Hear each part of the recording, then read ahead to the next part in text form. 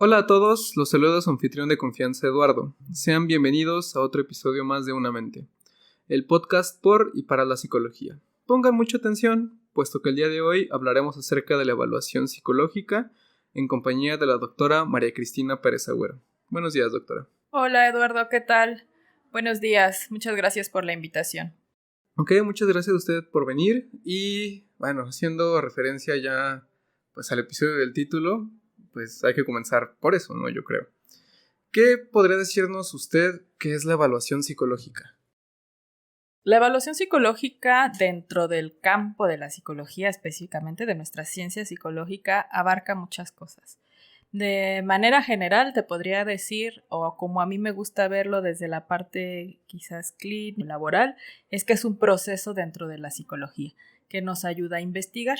¿A investigar qué? Pues algo que queremos encontrar. Comportamientos, cogniciones, afectaciones en el estado emocional, ¿no? Potencialidades de un sujeto. Entonces, es toda una ciencia específica en donde a través de métodos y técnicas vamos a valorar a una persona o a un conjunto de personas para obtener un resultado. Ese resultado pues nos va a permitir, como te decía hace rato, entender desde su conducta, su cognición, con todo lo que puede implicar, ¿no? Pensamiento, inteligencia, personalidad, habilidades para resolver problemas, por ejemplo, la capacidad, ¿no? Para concentrarse en alguna tarea determinada o para liderar un grupo. O sea, pues, el término es muy amplio, pero yo te diría es un proceso de investigación para darle respuesta a una pregunta de investigación. Ok, y como mencionaba, es un proceso que sirve para muchísimas cosas, ¿no? O sea, no lo podemos encasillar ni siquiera en un área de la psicología, ¿no? A veces se ve como si fuera, evaluación clínica o evaluación para recursos humanos, para la contratación, ¿no? Pero a fin de cuentas, se pueden evaluar una gama tan amplia de características, a lo mejor ya no solo de una persona, sino de otras cuestiones que pues hacen que sea un proceso que ha evolucionado mucho, ¿no? Justo, pues bueno, cualquier cosa que haya evolucionado tecnológicamente para las aplicaciones que vayamos a utilizarla, como es el caso de la evaluación psicológica, pues tiene cierta historia, ¿no? ¿Qué nos podría decir acerca de estos antecedentes de la evaluación psicológica? ¿Cómo es que surge la evaluación psicológica? Bueno, eso es muy interesante porque surge de una necesidad de clasificar. Podemos encontrar antecedentes en la historia antigua, ¿no? Desde los chinos, que empezaron con ciertas cuestiones para poder clasificar ciertas habilidades, ¿no? Todas estas culturas ancestrales milenarias intentaron, por su lado, hacer estos intentos y ahí se dice que es el origen, digamos, ¿no? Ya de manera más específica, concentrado en aspectos psicométricos, ya más acercado a lo que conocemos en la actualidad, pues tuvo que ver con la necesidad también de clasificar, pero de encontrar ciertos parámetros en personas que sirvieran para ciertas cosas. Prácticamente, pues la guerra, ¿no? Okay. Es esta tendencia, bueno, a clasificar, perdón, encontrar ciertas habilidades en personas que pues podrían manejar un arma, en personas que podrían planear una estrategia, en personas que podían dirigir un equipo, ¿no? Pues con los fines tácticos de guerra. Podemos encontrar incluso clasificaciones muy que ahora, ¿no? Podrían ser muy alejadas quizás de un criterio científico, pero estas clasificaciones relacionadas con el cuerpo, ¿no? Uh-huh. Ectomorfo, endomorfo y mesomorfo. Y si Uh-huh. te encontrabas dentro de ciertas características, potencialmente pues eras inteligente, porque Okay. el físico pues correspondía a lo que podría ser una persona inteligente. Ya en la actualidad sabemos que no es así, ¿no? Pues a partir de eso se tuvo un desarrollo muy importante la psicometría, todo lo que sucedió en Inglaterra, lo que sucedió en Francia, que a partir de la guerra pues tuvieron que emigrar hacia Estados Unidos y viene como un segundo aire de la psicometría justo específicamente para cuestiones de inteligencia y de habilidades, ¿no? Y en ese sentido, digamos que eso en cuanto a evaluación psicológica. Ya más adelante, con el término de psicodiagnóstico, que tiende a equipararse a la evaluación psicológica, pues tiene también un nacimiento, un surgimiento con Hermann Rorschach, que seguramente muchas de los que nos escuchan pues han escuchado hablar de estas manchas de tinta, porque hasta en muchas películas salen, ¿no? Y tiene ahí el origen del psicodiagnóstico clínico. Entonces también tiene su historia, y de ahí la importancia de reconocer estos aspectos pues que se basan, por ejemplo, en psicodinamia, y los que se basan en psicometría, y que han permeado hasta nuestros días para los instrumentos que se siguen utilizando en los diferentes campos de la psicología. Y entonces me surge esta pregunta: ¿en qué difieren entonces el psicodiagnóstico y la evaluación psicológica? Porque, por ejemplo, aquí en la Facultad de Psicología de la UNAM, en las materias precisamente de psicodiagnóstico, pues te enseñan, por ejemplo, esto que nos mencionaba, ¿no? Estas pruebas que comienzan a surgir en la guerra, como las de inteligencia, que, bueno, actualmente creo que la más común aquí en México es el WISE, el WISC, pero que justo se derivan de las pruebas que comenzaron a surgir durante la guerra, ¿no? Y finalmente es lo que comienzas a aplicar, ¿no? Entonces, ¿cuál sería esa diferencia entre ambos? Ha sido todo un proceso de evolución, ¿no? Porque como en muchas áreas de la psicología se cree que pues estamos separados o divorciados, ¿no? Y que cada uno tiene sus formas de pensar. Creo que esta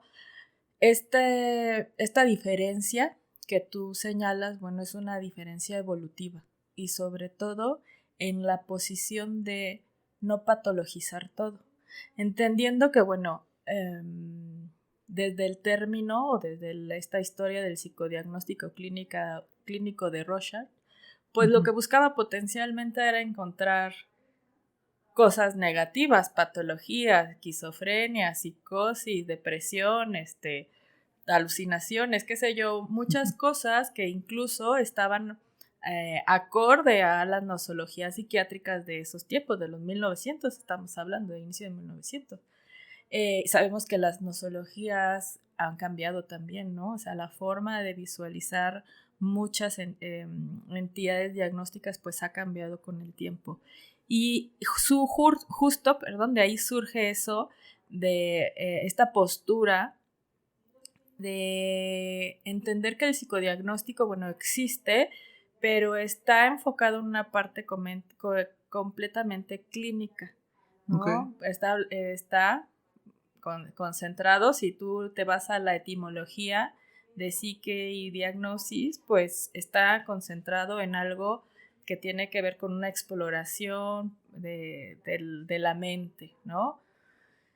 Con la intención justo de tener un diagnóstico, y a ese diagnóstico le va a seguir un tratamiento. Conforme ha ido avanzando la concepción o la conceptualización de nosotros como seres humanos, mucha literatura, ¿no? Empezó a señalar que el término como tal, psicodiagnóstico, pues tendía a patologizar o a sobrepatologizar todo. Esto es, que entonces no estás viendo la potencialidad del ser humano, estás tendiendo a buscar solo lo negativo, porque no hay un diagnóstico que diga sano.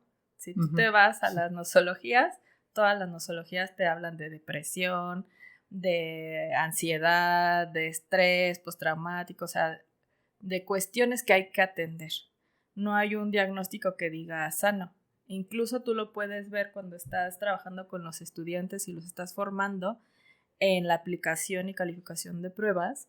Cuando una persona le sale sana, sin indicadores de patología, les es muy difícil integrar eso como algo que sea de la realidad, porque están buscando algo malo. Entonces, justo partiendo de eso, la postura, y no es actual, estamos hablando de los 80s, 90s, fue que había que hablar de un tema más amplio, ¿no? Del término assessment, que viene un poco desde ahí, evaluación psicológica, en donde pues se trata de ver al ser humano, sí, con las características psicopatológicas o de alteraciones conductuales, como le quieras llamar, que puedan tener, pero también, ¿no? Concentrándonos en lo potencialmente positivo.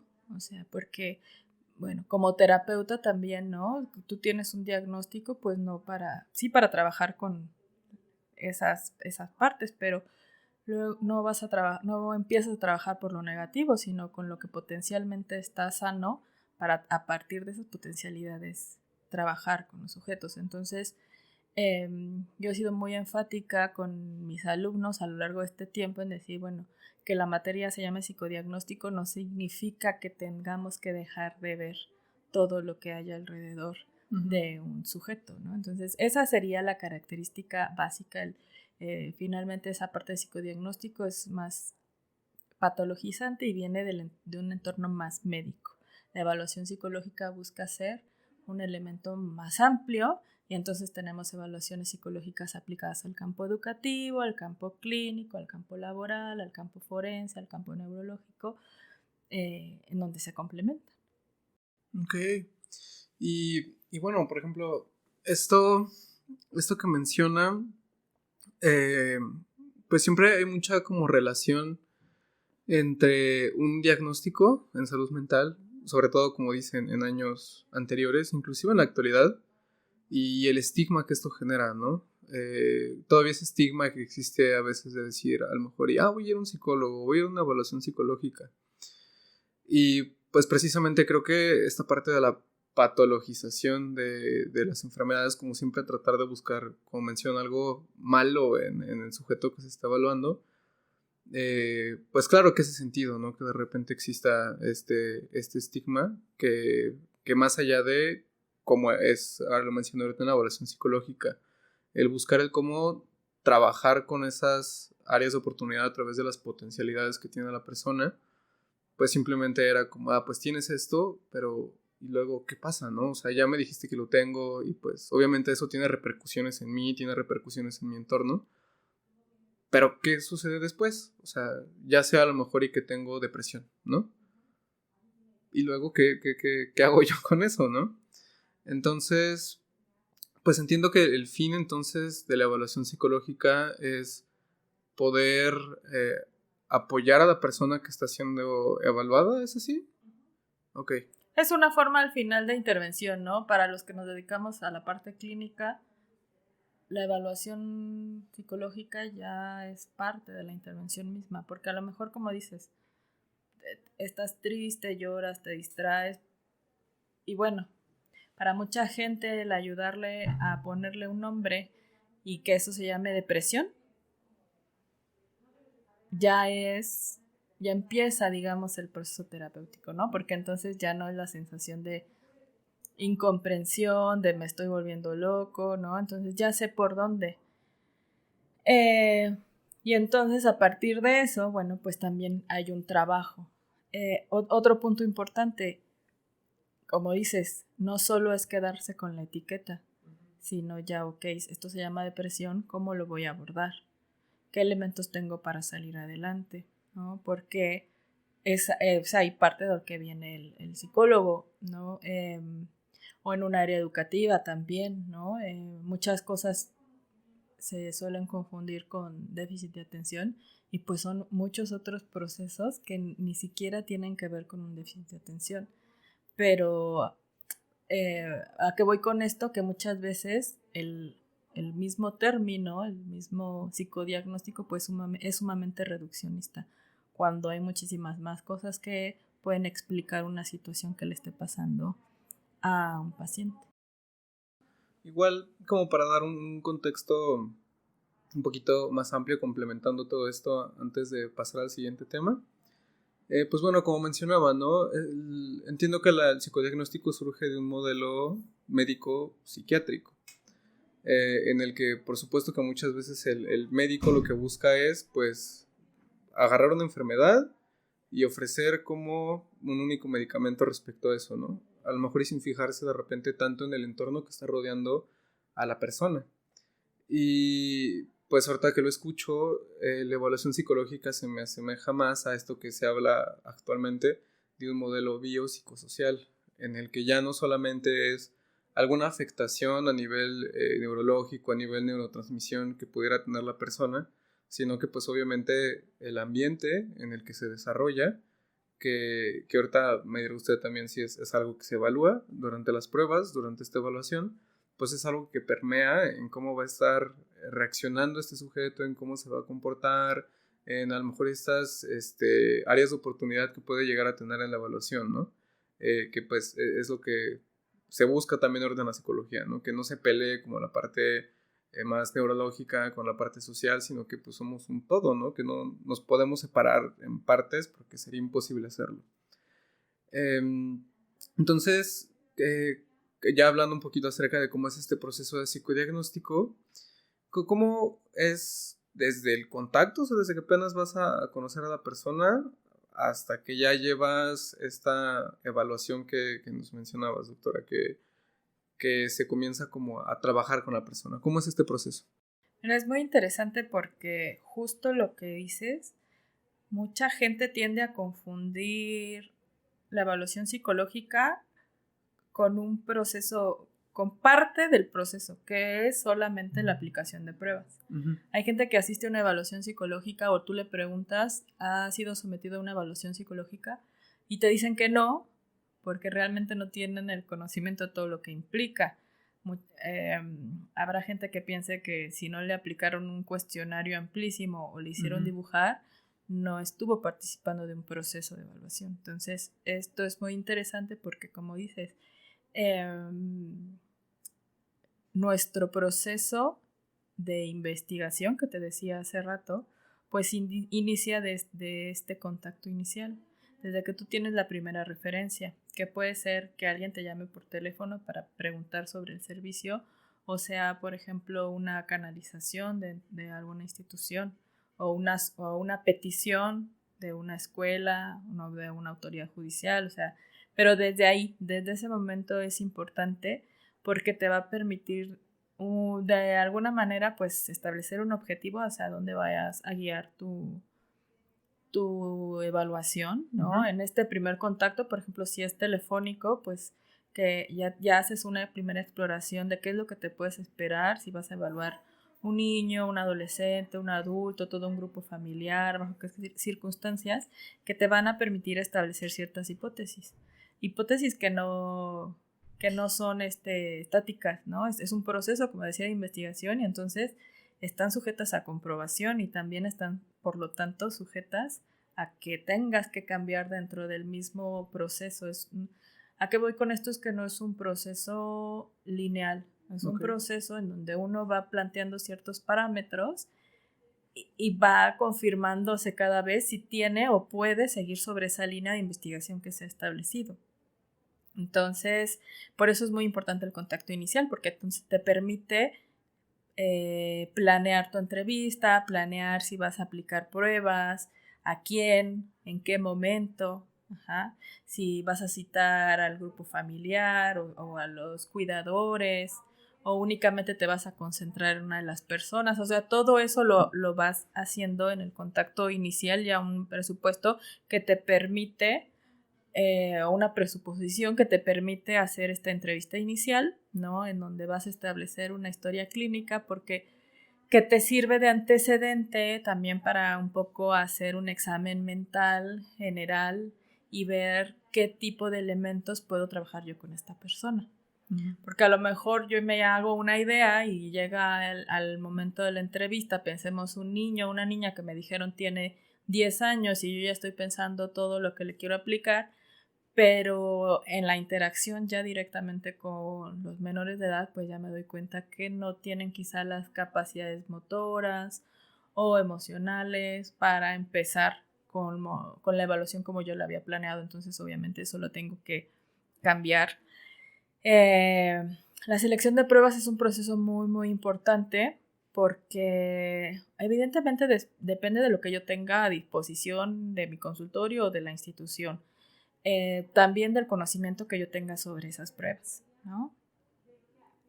Y saber que aunque en la facultad de psicología o en los diferentes programas en las universidades que haya me enseñen 5 pruebas, no todas las evaluaciones son con esas pruebas. O sea, por eso es un proceso de selección. No es como que diga, pues a mí me enseñaron que se evalúa así y de esta manera y entonces todo lo tengo que hacer así. No. Tú por eso vas conociendo a la persona desde que te llaman o lees un oficio, una petición, hasta que tienes esta entrevista con los padres o los adolescentes o los niños, ¿no? Y bueno, seleccionas las pruebas, las calificas, ves los resultados, ves si te son suficientes esos resultados o necesitas ampliar la información o si, por ejemplo, algún cuestionario se te invalidó por algún motivo, que son cosas que ya es dentro de la parte ética y de formación que uno tiene que ir viendo, ¿no? A veces suceden cosas tan graves como que aplicaste una prueba que no iba de acuerdo a la edad del desarrollo. Y, y prefieres dejarlo pasar por no admitir el error, pero pues ya no nos vamos a meter en temas complejos de estandarización, confiabilidad, validez, porque por ahí también ya se ha grabado y se ha escuchado al respecto, pero sí es importante seleccionar las pruebas que me ayuden a mi objetivo de la evaluación. No nada más porque estas son las que me sé o porque tengo 10 y esas son las 10 que les voy a aplicar a ver qué sale y cuál me sirve. No, o sea, yo tengo que hacer un escrutinio importante en cuanto a la selección de pruebas para tener los resultados y entonces proceder a elaborar un informe, ¿no? Este informe, que debe tener ciertas características básicas de, como decías hace rato, de considerar a la persona en todas sus esferas de comportamiento y entonces, si bien muchas veces lo manejamos como meme, ¿no? A los psicólogos que nos hacen una pregunta y decimos depende, pues justo, o sea, es meme, pero es real porque hay muchas cuestiones que incluso yo puedo saber a partir de una evaluación psicológica y no necesariamente tiene que ir a un informe, porque no es el objetivo, porque no estaba planteado así desde el inicio.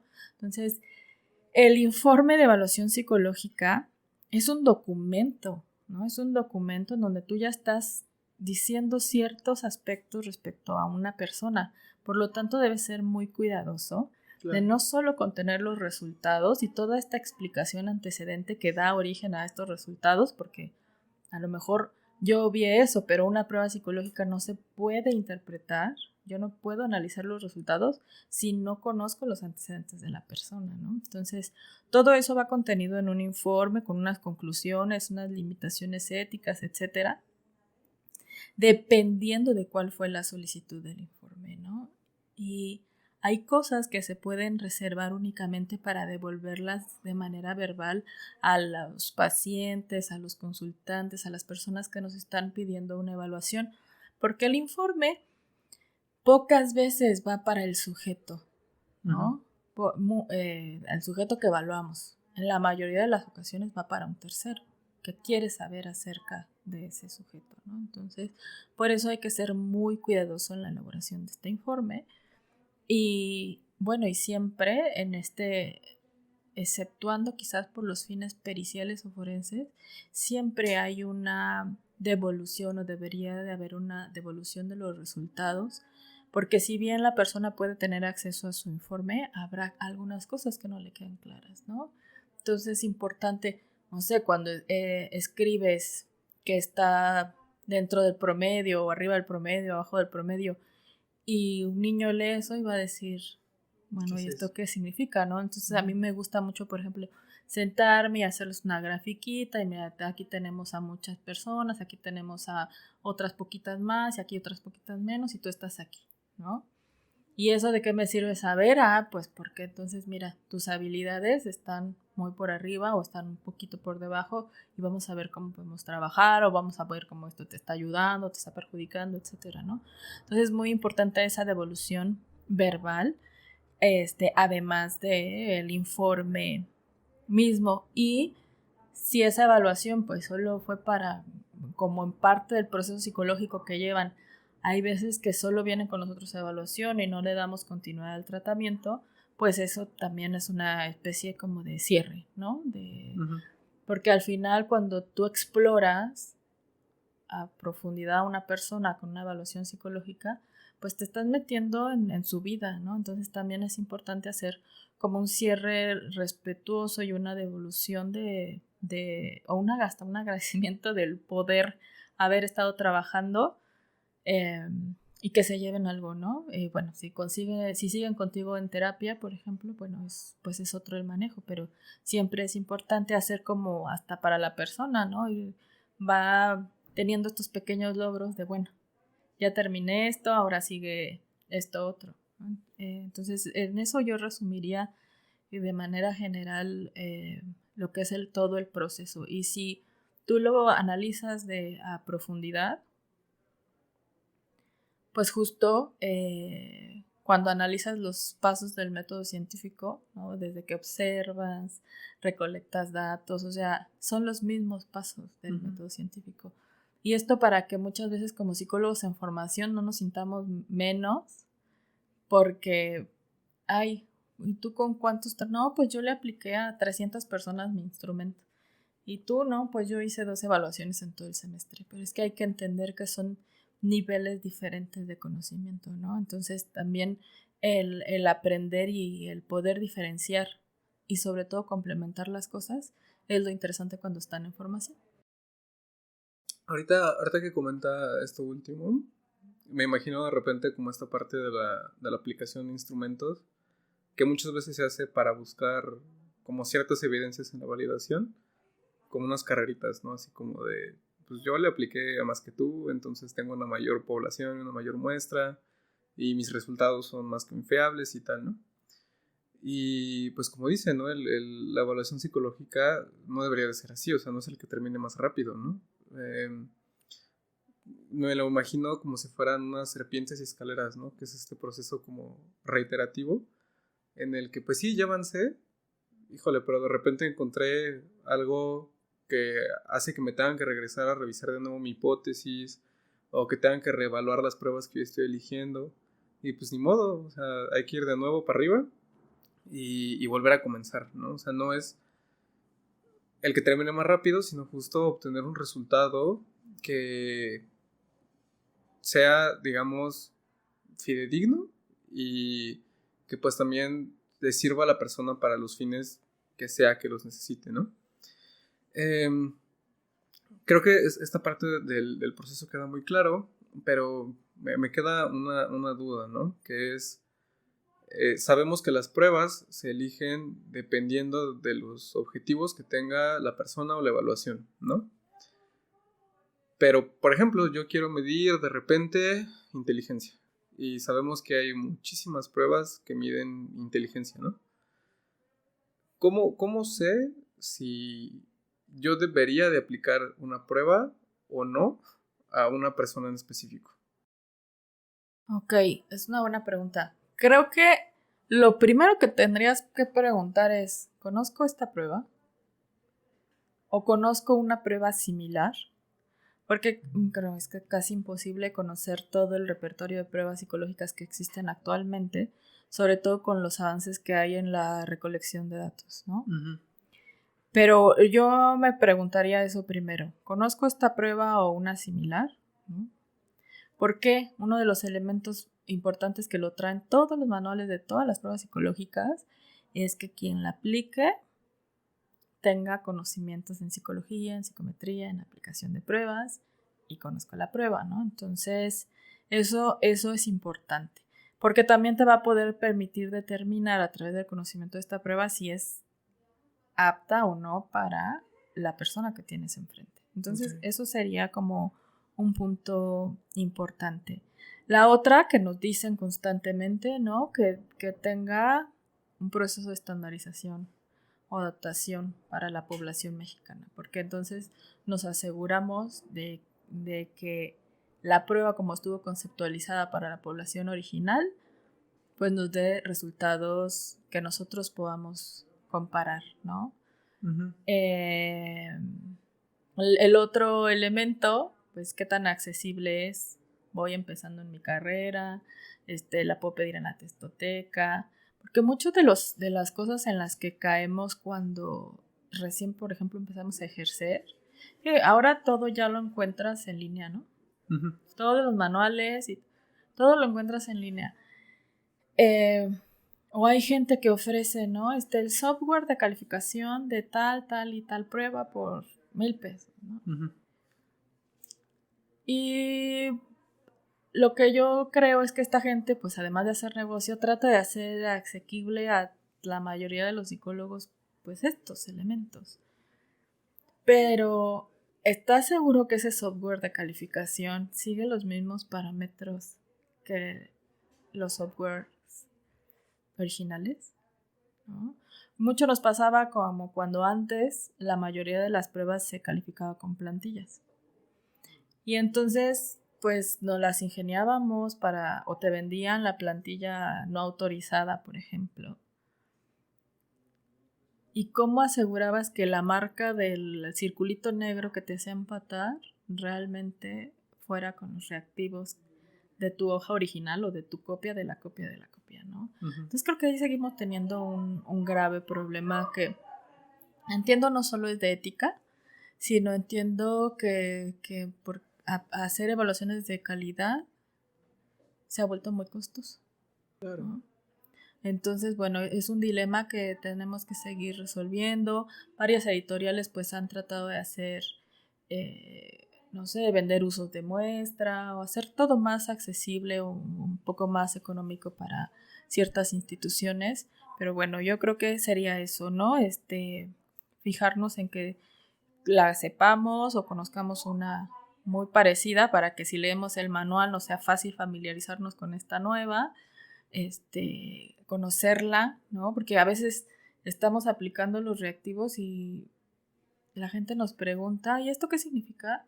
Y uno no sabe dar esa respuesta. Entonces, que se note un dominio de la prueba, que esté estandarizada o que por lo menos esté baremada para población mexicana, porque eso nos garantiza, pues, mayor exactitud en la medida, que tenga evidencia científica. Eso es muy importante. Bueno, cuando sabemos que ya están publicadas por estas grandes casas editoriales, sabemos que han sido sometidos a procesos importantes de confiabilidad y validez, pero creo que es ahí otra falla que seguimos teniendo y bueno, y dentro de la misma facultad, el seguir promoviendo dentro de nuestro plan de estudios, pues el uso de técnicas de tipo proyectivo, ¿no? Que ya mucho se ha discutido respecto a su confiabilidad y validez, y que desgraciadamente pues siguen permeando en muchos entornos no solo académicos sino fuera, y con eso se siguen haciendo evaluaciones. Entonces creo que es ahí un punto todavía que tendríamos que discutir de manera importante. Ok, creo que toca los puntos de manera pues precisa, ¿no? O sea, respecto tanto a las características de la prueba como del mismo evaluador, ¿no? Porque no solamente ya es la prueba, sino que también es justo que el evaluador lo conozca y que esté formado, ¿no?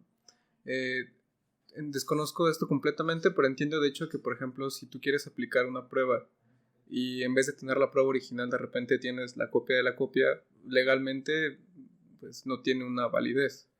Los informes, pues a lo mejor y de repente para alguna práctica, no sé, podrías hablar de resultados, pero legalmente entiendo que no se pueden devolver resultados si no es la prueba como tal original, ¿no? Entonces también ahí entra como este tema, ¿no? De pues obviamente estas pruebas son muy caras, los maletines, o inclusive puedes de repente comprarlas en línea algunas. Recuerdo que el manual moderno, por ejemplo el MMPI, se encuentra de manera digital para su aplicación. Uh-huh. Y digo, ahí es un poquitito más asequible, ¿no? Pero de repente un maletín de un Wise, de un Whisk, ¿no? Como dice, para alguien que va empezando, pues es algo que es costoso, ¿no? Ya para ir también finalizando esta parte del episodio, me gustaría únicamente preguntarle, de la experiencia que usted tiene como en esta parte de la evaluación psicológica, de 3 temas que usted considere centrales, que es lo que se suele ver más en evaluación, aspectos psicológicos que se suelen evaluar, ¿qué pruebas nos podría recomendar para aplicar respecto a estos aspectos? O sea, 3 pruebas que usted diga, estas tienen certificación de que yo las recomiendo. Ay, eso es un gran compromiso, pero a ver, Sí, me gustaría también, de la reflexión que decías hace rato, y ahorita regreso con esa pregunta última. Uh-huh.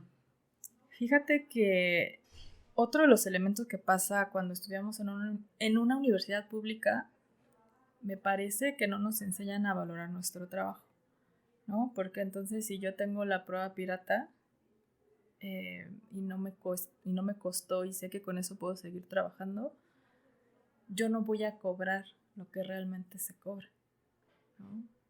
Entonces, la evaluación que para otro psicólogo, a lo mejor su rango promedio es de 12,000 pesos, Uh-huh. tú la das en 2,000, pero no estás considerando todas esas implicaciones, ¿no? Entonces creo que eso es importante, ir haciendo conciencia, desde que un maestro te exija utilizar en clase un protocolo original, ¿no? Entonces, bueno, pero creo que eso también viene un poco de nosotros los docentes. A veces lo queremos hacer como mucho más asequible a la comunidad universitaria, pero es como enseñarnos potencialmente el valor de nuestro trabajo también a partir de los materiales que utilizamos, ¿no? Y del otro, pues digo, es un gran compromiso, como decirles, estas pruebas. Yo me acuerdo que cuando empecé a ejercer, la primera prueba que me compré como terapeuta de niños, o para trabajar con niños, Uh-huh. fue un whisk. Lo recuerdo perfectamente bien. Un whisk R. Y como a los 6 meses salió la nueva versión del whisk. Entonces, me sirvió, claro, yo lo traté de explotar lo más que pude, ¿no? Pero diría eso, o sea, tener un kit básico de los aspectos que se evalúan. Y también, ¿no? Esta parte de determinar, pues, con las infancias. Si vas a trabajar con infancias, adolescencias, pues sería un kit, y si vas a trabajar con adultos, pues sería otro. Pero si nos vamos a lo básico, caras, pero las escalas Wechsler, ¿no? Poder determinar, a ver, mi enfoque es más con niños, pero ¿de qué edades? Entonces ahí decido si es WIPSI o WISC, Uh-huh. por ejemplo.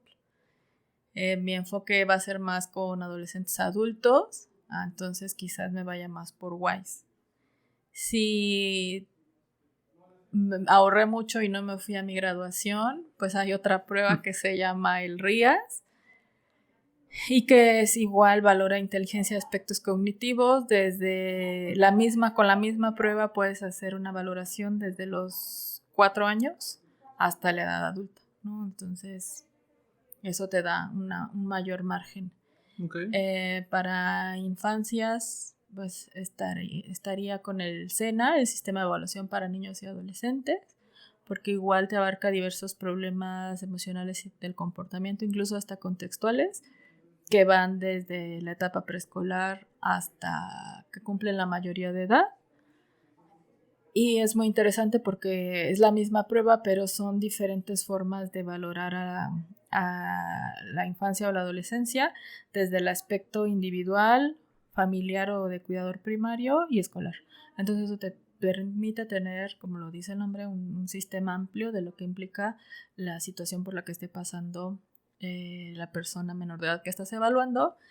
Y si es una persona adulta, pues sin duda la prueba reina que ha predominado a través del tiempo, no solo desde su creación original, sino las diferentes estandarizaciones que existen y el nivel de evidencia que tiene, es el MMPI, ¿no? Uh-huh.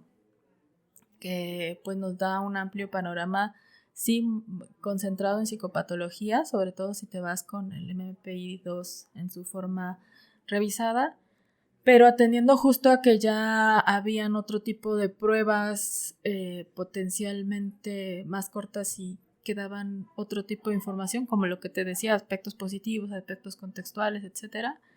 El MPI-2 en la forma reestructurada también resulta pues bastante bueno, y como alternativa está el inventario de personalidad o PAI, que también te cubre varios aspectos de personalidad para adultos, o está la versión para adolescentes, también de MPI-2 pues está la versión para adolescentes.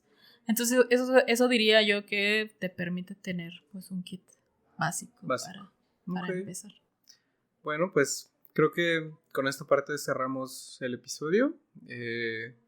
Ya más que la parte teórica, más que pues todo esto que estuvimos hablando, creo que también fue importante darle como este cierre ya, pues, si yo quiero dedicarme de repente a la evaluación o voy a incorporar la evaluación en mi práctica profesional, pues ¿qué necesito? ¿No? O sea, a lo mejor y de repente podemos estar medio perdidos en eso y creo que como dice, tener estos kits básicos, inclusive que nos haya apoyado como a dividirlos justo también en edades, que una prueba es muy diferente dependiendo del rango de edad, pues puede ser muy útil.